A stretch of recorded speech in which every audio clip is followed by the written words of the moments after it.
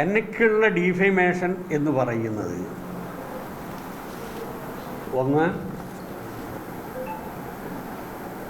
Jamaat-e Islami Hind Kerala chapter secretary Muhammad Shihab Ilyas Shihab പോക്കൂട്ടൂരിൻ്റെതാണ്.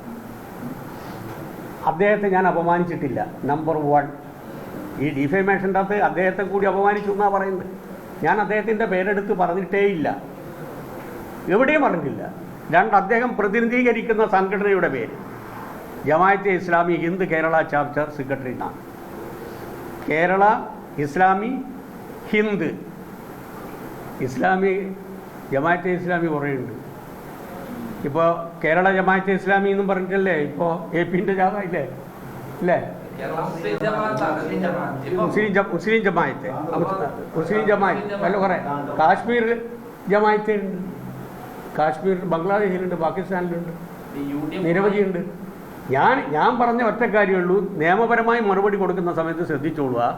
നിയമപരമായിട്ട് മാത്രമേ ഞാൻ അതിൽ പ്രതികരിക്കൂ.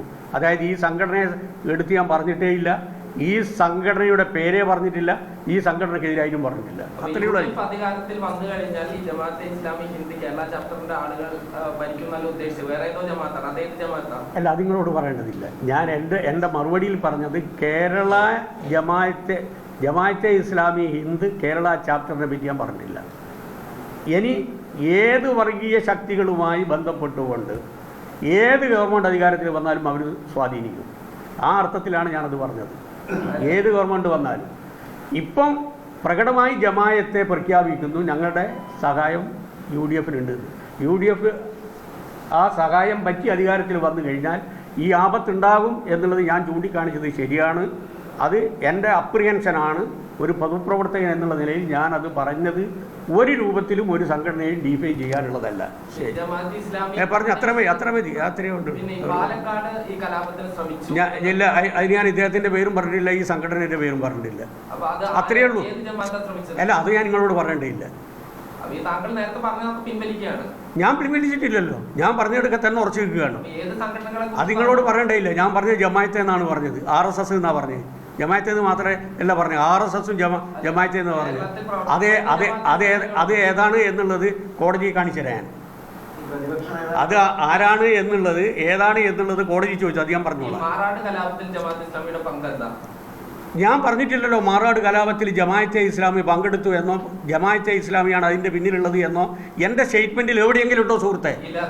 UDF വന്നു കഴിഞ്ഞാൽ അദ്ദേഹം പറഞ്ഞു, UDF വന്നു കഴിഞ്ഞാൽ ഏത് വർഗീയ ശക്തികളുടെ സഹായത്തോടെയാണെങ്കിലും ജമാഅത്തിൻ്റെ സഹായത്തോടെയാണെങ്കിലും UDF അധികാരത്തിൽ വന്നു കഴിഞ്ഞാൽ അവർ സ്വാധീനിക്കും, അവർ നിയന്ത്രിക്കും.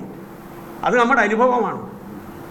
അത് BJP അധികാരത്തിൽ വന്നാൽ RSS സ്വാധീനിക്കും എന്നുള്ളത് പോലെ തന്നെയാണത്.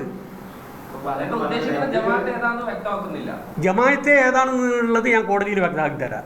ഞാൻ ഈ പറഞ്ഞതിൽ ഈ പറഞ്ഞ ആളെ സംബന്ധിച്ചോ അദ്ദേഹം പ്രതിനിധാനം ചെയ്യുന്ന ജമാഅത്തെ ഇസ്ലാമി ഹിന്ദ് കേരള ചാപ്റ്റർ എന്നോ പറഞ്ഞിട്ടേ ഇല്ല. അതാണ് AK ബാലൻ്റെ പ്രസ്താവനേൻ്റെ ഉള്ളടക്കം.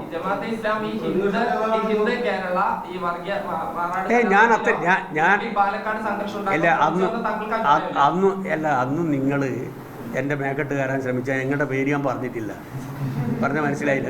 കേക്ക് നിങ്ങളുടെ പിന്നെ TV-ൻ്റെ പേരും ഞാൻ പറഞ്ഞില്ല. ഞാൻ കാട്ടിയൊരു മാന്യതയാണ്.